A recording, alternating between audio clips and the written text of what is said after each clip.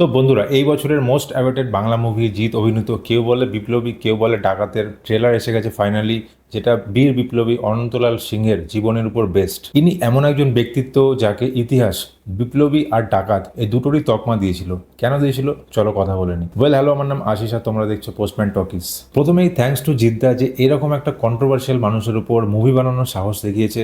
Hats off. কারণ বিপ্লবী অনন্তলাল সিংহের আমি অনেক গল্প আগে দেখেছি, ইউটিউবে কিছু বইও পড়েছিলাম, তো ভাবতাম যে এনাকে নিয়ে একটা মুভি অবশ্যই বানানো দরকার। কারণ এত আপস অ্যান্ড ডাউনস ছিল এনার গোটা জীবনকালে, যেটা তোমাদের ভাবতে বাধ্য করবে যে একটা মানুষ নিজের জীবনে এত কিছু কিভাবে করতে পারে। দেখো, এনার গল্প অনেক অ্যাভেলেবেল আছে ইউটিউবে, তোমরা দেখতে পারো ভিডিও। আমি অত ডিটেলসে যাব না, সংক্ষেপে যদি আমি বলি, 1903 সালের 1 ডিসেম্বর চিটাগং, যেটা এখন চট্টগ্রাম, সেখানে এনার জন্ম হয়েছিল। তার জীবনের মোস্ট অ্যান্টিসিপেটেড ঘটনা ছিল 1930 সালের 18 এপ্রিল চিটাগং অস্ত্রাগার লুণ্ঠন, যেখানে ব্রিটিশদের থেকে কিন্তু অস্ত্র লুণ্ঠন করা হয়েছিল। আর তার সাথে ছিল মাস্টারদা সূর্য সেন, প্রীতিলতা ওয়াদ্দেদার, তারপরে কল্পনা দত্ত, এই সমস্ত তাবর তাবর সংগ্রামীরা। তারপর সে যখন ধরা পড়ে, তাকে কিভাবে আন্দামানের কালাপানিতে নিয়ে যাওয়া হয়, মানে সেলুলার জেলের কথা বলছি।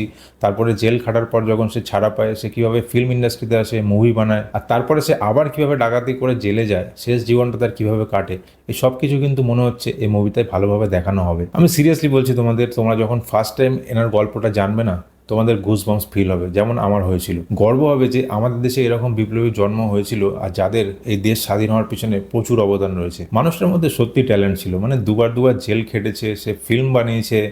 বাই দ্য ওয়ে, একটা কোয়েশ্চেন আছে, বলো তো দেখি, ভানু বন্দ্যোপাধ্যায়ের একটা কাল ক্লাসিক মুভি আছে যেটা এই বিপ্লবী অনন্ত সিংহ প্রডিউস করেছিল, দেখি কে কে জানে। এবার কেউ বলে বিপ্লবী কেউ বলে ডাকাতের যদি ট্রেলারটা নিয়ে কথা বলি, তাহলে বলবো যে জিদ্দাকে কিন্তু ফ্যাবুলাস লাগছে। He is looking like a freedom fighter. তার ওই অ্যাকশন সিনগুলো, যেখানে ফুটবলের মধ্যে একটা শট মারে ঘুরে, ওই জায়গাটা আমার ভালো লেগেছে। আর জিদ্দার লুকসের কথা বলবো, অনেকগুলো লুকসে কিন্তু জিদ্দাকে দেখানো হয়েছে, তো প্রতিটা জায়গাতে কিন্তু ভালো কাজ হয়েছে। মেকআপ আর্টিস্টকে বলবো ভালো কাজ করেছে। হ্যাঁ, বাট ভিএফএক্স কিছু কিছু জায়গায় একটু উইক লেগেছে, কিন্তু এই টাইপের প্যাট্রিয়ট মুভিতে ইমোশনটা বেশি কাজ করে ভিএফএক্স এর থেকে। মিউজিক দিয়ে যে ট্যালেন্টেড শান্তনু মৈত্র, অলরেডি দুটো গান এসেছে, তো গানগুলো তো ঠিকঠাকই লেগেছে। দেখো, এবার সোজা সাপটা পাতি কথা বলি, জিদ্দার যে ফ্যান ফলোয়িং আছে সেটা আমরা সবাই জানি কতটা উন্মাদ, ঠিক আছে?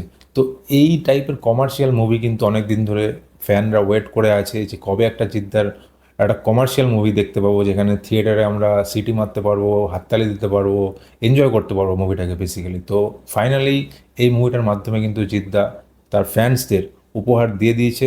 14 আগস্ট মুভিটা আসছে থিয়েটারে।